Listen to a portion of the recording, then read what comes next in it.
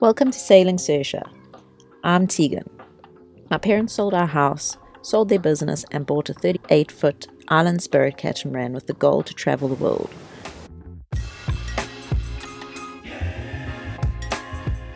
This is Colbin, my husband, Karen, my mum, Denver, my brother, and Robin, my dad. Together we make up Sailing Saoirse.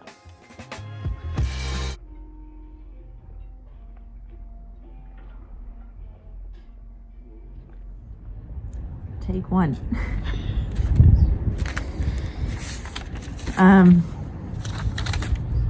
Got some notes here.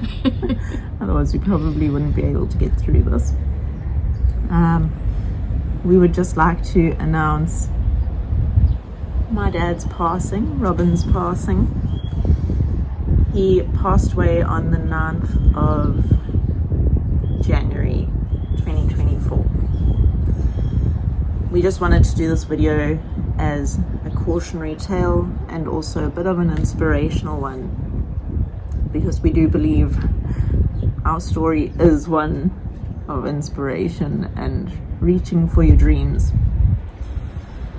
because you never know what the future will hold. Before moving forward with this video, please note that this was Robin's choice and it does not need to be criticized or judged. How Robin chose to live with his cancer diagnosis does not give people the right to discuss if it was the right or wrong way. At the end of the day, it was his choice, and his choice only.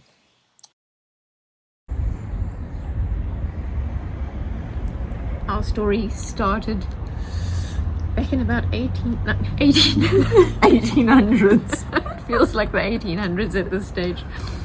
1981. 82, I think. I met Robin. I was 15 years old.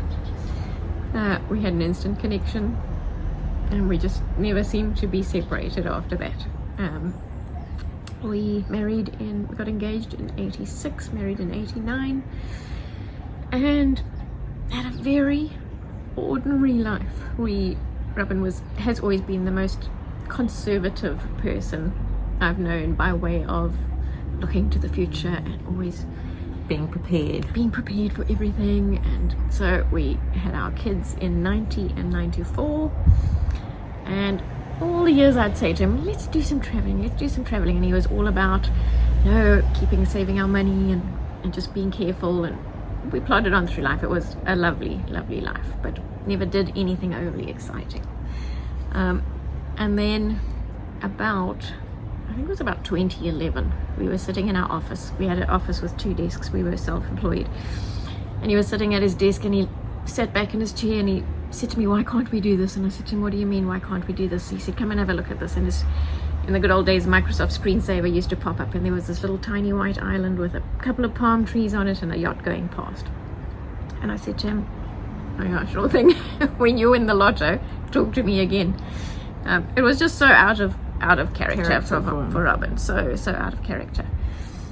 And little did I never gave it any more thought. Little did I know that he was sitting thinking about this, and a couple of months later he came back and he said, I've been doing some research and I think we can do this. If we sell up everything we own, we can buy ourselves a yacht and we can travel.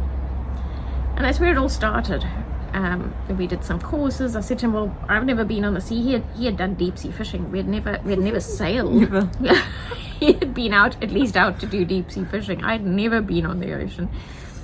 So we did an afternoon yacht charter. I liked that. So then we booked some sailing courses, and we did our skipper's licenses. It was a long journey. Yeah. We wanted everything to be in place. First you had to punch the numbers. Yes, yeah. And see if we sold the house and the cars and everything else in our lives, that it was actually going to work. That we could cover what we needed to cover. Yeah. So it took a good long time. So that was probably 2011. We did our courses in January of 2013. And then in 2017, we put the house on the market. That was the last thing we did. We thought we had to have everything else in place before we put the house on the market. So we did that. It took ages to sell because we were determined we needed to get the price we wanted for it, which we eventually did. And in 2018, July, we left home. Yeah. and moved to Jeffreys Bay. And then it was a long process, a long frustrating process of finding a yacht that we could first of all afford. It was kind of in the area of the world that we wanted. No, actually it wasn't. It was in South Africa, because we had thought we were going to buy overseas. But we found Saoirse, and she just became our labour of love, which we worked on initially alone, and then the kids joined us until we worked right up till the end, really. 2022 February 2022 we left the shores of South Africa. He was so adamant, and we had spoken about this, funnily enough, from when we were very young, that if one of us got cancer, he had always said he would always choose quality of life over quantity. We've seen so many people that have gone through chemo, and it's just destroyed the time that they've had left. Yes, it's cured a lot too, but it was his choice not to get treatment, and we had to be happy with it. Well, we weren't for a long time. We weren't. We probably spent 3 months of a lot of fighting. So he was still adamant, we are doing this. We've worked so hard to get here. That was his thinking. We have worked so hard to get here. We're not packing in and going home now. His thought was at that stage that the only treatment for melanoma was chemo, which we've learned now is not the case at all. He was not prepared to go and have chemo. He said, we've got here, we are going to do this for as long as we can. For 3 months, a good 3 months, I just fought with him. I said the most terrible things to him. It's already so difficult living on a tiny boat with 5 of us on board. Yeah. It was. With the stress, we'll get into how Robin stressed about boat life and how his life was. But eventually, after about 3 months of trying everything from begging him, absolutely begging him to come back to South Africa and see doctors, to threatening to divorce him because I said he didn't love me enough to actually want to try treatment, or his family. He wasn't putting us ahead of himself. We tried everything. And eventually I just woke up one morning and I thought, I can't carry on like this. I thought to myself, he's made this decision. And one thing about Robin, once he makes a decision, there's nothing you can do to change that decision. And I just thought to myself, we are wasting time. He wants time, and all we're doing is fighting about this. And I just said to him, all right, fine, if that's your decision, then let's make the most of what. You don't ever want to think somebody's going to end up dying. Yeah. But it makes you realize that you need to make the most of the time that you do have, because you don't know. We didn't know a timeline. No. I knew enough about melanoma that some of them are incredibly aggressive. But it comes down to denial. There's so many factors in decisions, and when you look back, you think you should have done everything so differently. But at the end of the day, we did what he wanted. Yeah. And I've got to take solace in that. Yeah.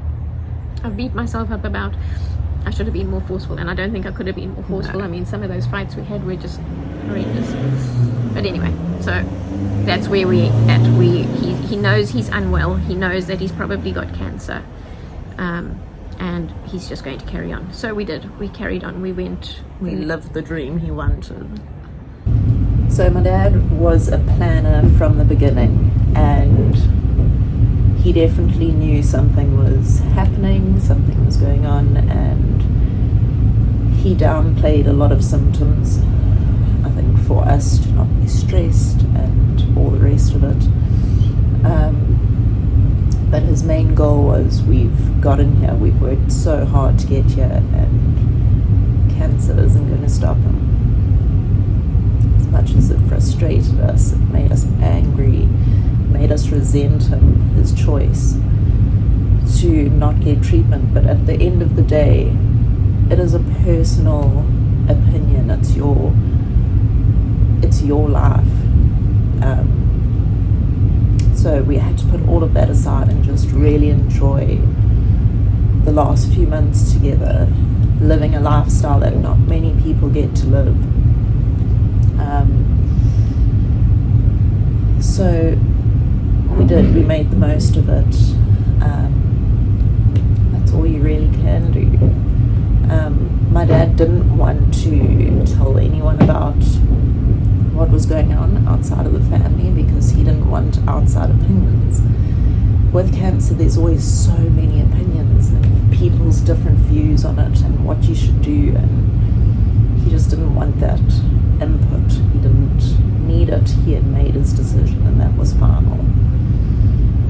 So yeah, we got to Brazil, there were the signs. We got to Trinidad, there were the signs. And his main thing to us was, we've worked this hard. He's been planning this for 10 years, and he's gotten to do it with his entire family. So he wanted to carry on, and that was his choice. So along the way, there was a mole on his right leg, just below his short line, when he was sitting at helm. I don't know if it was the sun that aggravated, I don't know what it was, but that mole would come and go. That's also one of the signs of cancer, is a mole that kind of migrates, kind of comes, kind of disappears. And then eventually, when it came back, one of the times it started growing, and it grew and it grew and it grew, and then suddenly it had a whole bunch of new smaller moles come up around it, and it kind of looked like a splatter of paint, but it was just moles. So I just said, if this is going to be a choice, I don't want to know about it. I don't want to see it. So yeah, we just kind of went forward like this. And we made it up through the Caribbean to Antigua, and we just saw the most amazing places. We lived the most amazing lifestyle, and yes, it was stressful. So one of the biggest things living on Saoirse was my dad's stress about the boat. Because they had put all their assets and finances into Saoirse, it made my dad really stressed about the fact that he knew he had cancer, he wasn't getting treatment, he didn't know how long he had, and that was going to be my mom's livelihood when she decided to either keep the boat or sell the boat after he was no longer with us. So anchoring and sailing and everything was very high stress, because he knew that that was my mom's future, that we were sailing around and yeah, it came with a lot of stress. So I think that aggravated the situation with his cancer, maybe made it come up faster. I don't know. We don't have the answers. We are not doctors. But eventually, when we decided to turn around for hurricane season in Antigua, head back to Trinidad, he relented and said he thinks it's time to go home. So we put the boat on the hard in Trinidad and put her up for sale. They went home, and he was still very able-bodied. It was, the tumours were big. They were really big, from what I thought, and yeah, it was just, it's kind of a blur now. But we packed up Saoirse. It was so heartbreaking knowing Colin and I were getting jobs in the BBR. My parents were going home, and that was the last time.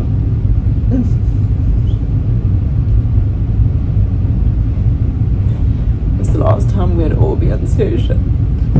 There's this weird connection to boats that you develop after sailing on them and living on them, and just they keep you safe in the worst conditions and the worst weathers. And I don't know, I didn't know you could develop such a connection to a piece of fiberglass. It's the weirdest thing.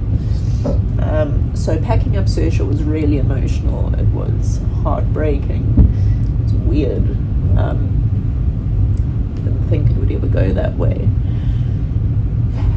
that was their 10-year plan, so we weren't expecting it to end so soon. And then my parents went back to South Africa. My dad refused to go see doctors, and then eventually I got to a stage where my mom and I, we pushed for it. We said, this is his choice, that's fine, we're happy with the no treatment situation, but we need to know what we're in for. So he agreed to seeing an oncologist, and when he went in, the oncologist was just absolutely horrified. This was probably about 3 months after they got home from Saoirse. When he left Saoirse, the tumours were bad, but it wasn't horrific. They still looked like moles.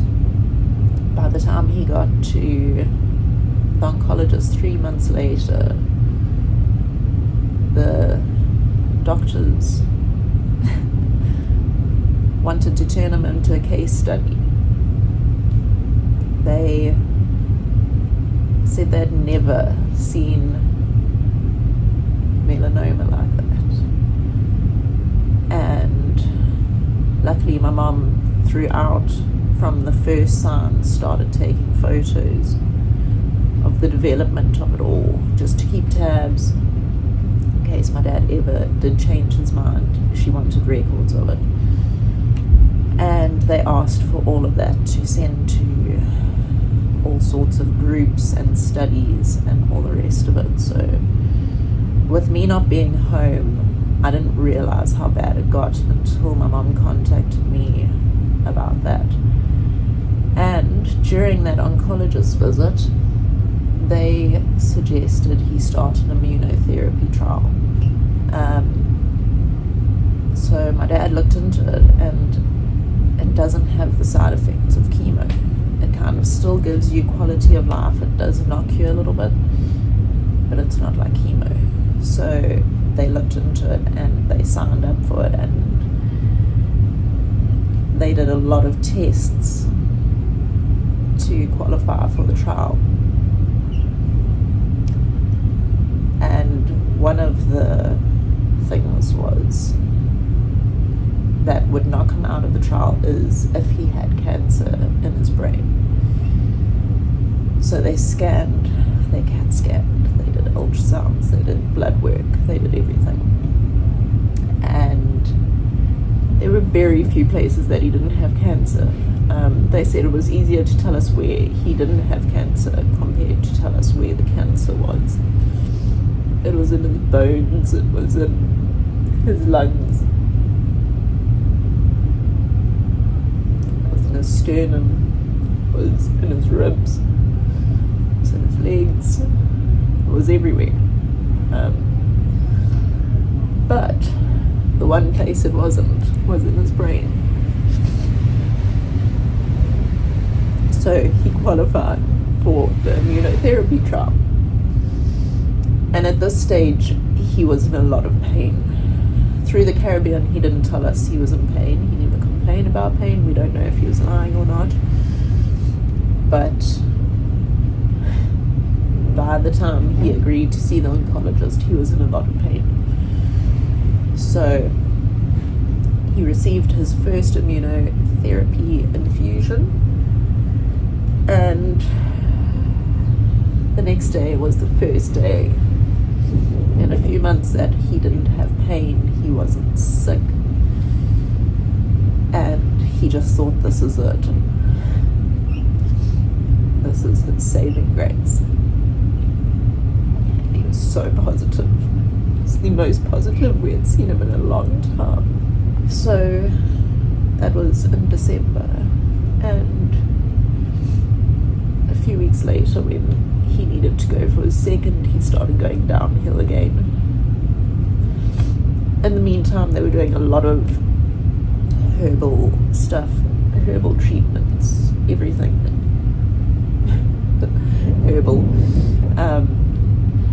and we don't know if it was the immunotherapy or if it was the herbal stuff or whatever, but the tumours seemed to start shrinking on his leg, so we were so positive. And then before his second infusion, he had to go and get blood tests done before each one, and they picked up that he had sepsis, which came as a shock for everyone. I was sitting in the BBR. My mom called. She said, the doctors have told us to get you and Denver home. I booked a flight that a few hours later, flew out the first flight the next morning. We didn't tell my dad because his whole thing through this was, Colbert and I are working, we're in the BVR.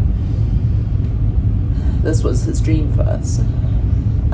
We're carrying on living the lifestyle he wanted us to live. So he didn't want us coming home. He told my mum not to tell us to come home. That was it. And like we said before, he's stubborn, he's hard-headed. So we didn't tell him I was coming home. And it took a long time. It was like 38 hours of flying. And I got home, I walked into the room and I surprised him. It was probably one of the best memories I have with him. He was so happy to see me. We were so scared he was going to be so angry because we went against what he wanted.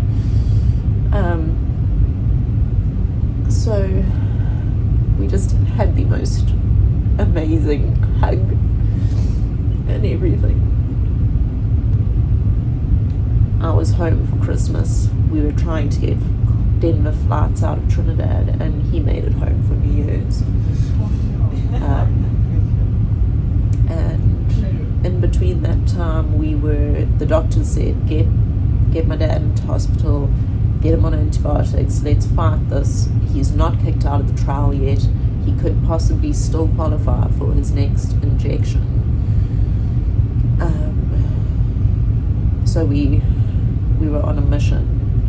He at this point had stopped eating everything tasted funny, which was a side effect of immunotherapy.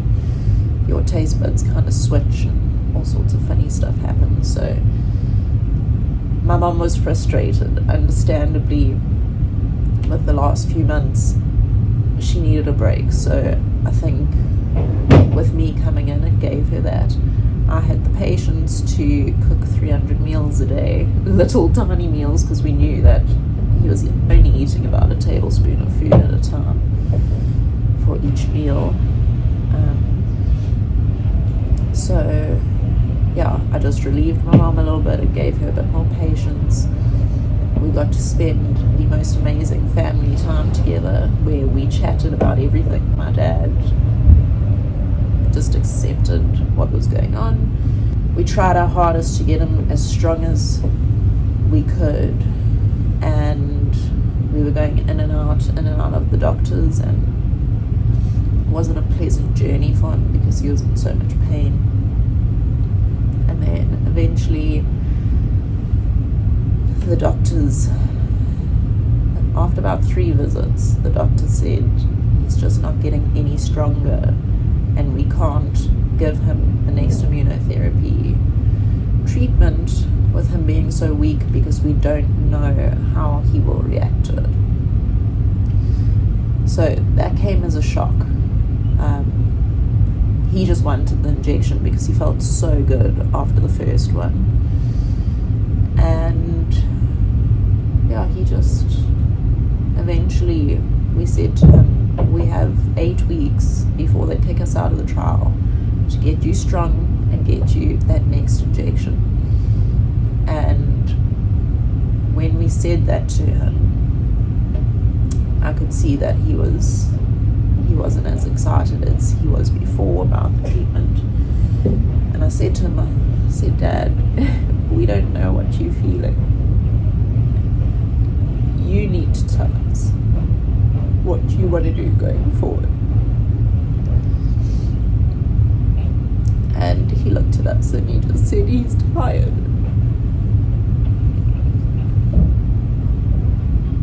And that was it.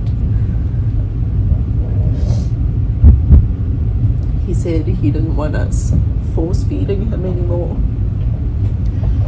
He didn't want us pushing pills down his throat, because there were a lot of pills. So he sat with us and he explained what he could to us, and it was so understandable at this point. So we made him comfortable. We were all there, Denver, me, and my mum. And we had the most amazing conversations. He wasn't scared. He said he lived his life. He had his family. And he was ready. So we huddled, we pulled together as a family, and we just made those moments the most amazing moments, and we can't even regret any of it. We can't hold it against him, because we worked through so much stuff. From childhood to adulthood, we spoke about problems and memories and all sorts of things that a lot of people don't get to say if a loved one's taken suddenly. So we are just so beyond grateful for that time we had together. So yeah, this is just Colvin's washing the boat, don't mind him. This is just a cautionary tale about being in the sun. It could have been the sun, it could have been just in his genes to get melanoma, but living this lifestyle, it is harsh on your skin. And people don't, sailors in particular, love to sit in the sun. And my dad wasn't the biggest sunscreen user, so that didn't help. But there's lots of factors to it. You could go through a ton of stuff, but he lived his life and he set his goals. The most absurd goal for my dad, she said, that took us all by surprise. He set it and he lived it, and I just found it so inspirational that someone that lived in such a tiny little box his entire life set this goal and he made it happen. Because before we left, everyone said to them, you guys will never do it. Everyone that knew my dad just didn't believe it. They were like, you'll never leave South Africa, let's not kid ourselves. And he did it. He set his goal and he achieved it. He sailed the Caribbean, he had his family on board, and we did it. Didn't let anything stop him. So yes, that is the story of what happened to my dad. Like I said before, he didn't want any outside support, conversation, anything like that. But yeah, he passed away comfortably on the 9th of January this year, with all of us around him in his own bed at Bay Cove, which is Dean and Tanisha's B&B, where they stayed when they sold the house and were looking for boats. So he considered it home, and that's exactly where he wanted to be. surrounded by love. That's all we could have asked for. So that is technically the end of Saoirse. Saoirse has been sold to a lovely family who are coming to visit us in the BVR in a few months, in a month. Should be for Christmas, but you know, sailing never goes by schedule. So we will be seeing Saoirse again. Will be really special to see the family that bought it, and to see Saoirse carrying on the dream my dad always wanted.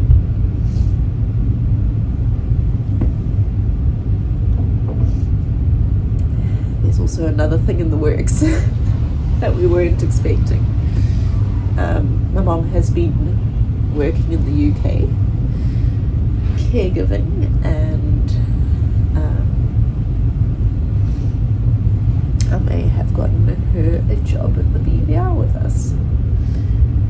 So Karen might be back in the Caribbean, not on Saoirse, but close to me and on a sailboat. So that is very exciting. That's new news this week. So it'll be good.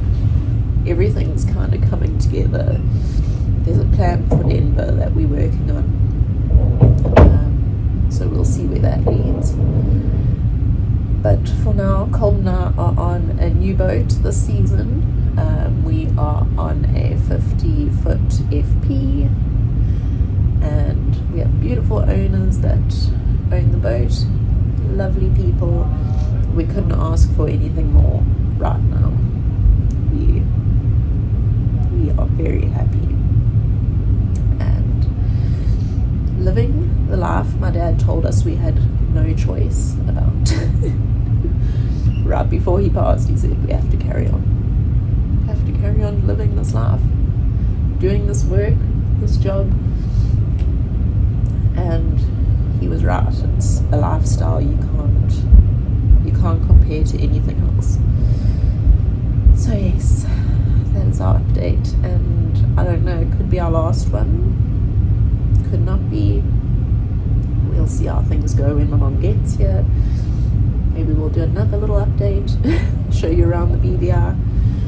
But for now, Colm and I are busy. We just gotten off a charter, a 7-day charter. So Colm's busy cleaning the boat. I need to get started on the interior. But I just thought that it's been a very long time before we've given you guys an update. And it needs to be done. I got an email from YouTube the other day about something. So it just reminded me that this update needed to be done, and I thought we've been putting it off for so long that I just thought I'd get it done today. But yes, so thank you everybody for following along, listening to our sub stories. Sorry about the tears. You would think they would have stopped by now. But yes, the support we received from people around the world was incredible. We never thought that we had reached so many people with our tiny little YouTube channel. So it was incredibly special when we announced that my dad died and we received all those messages. Every single one meant so much to us. So thank you all for that. But yeah, so we're moving forward and we might see you again. We'll see what happens when my mom gets here. Oh gosh, but for now this is a goodbye from all of us, and I maybe see you soon.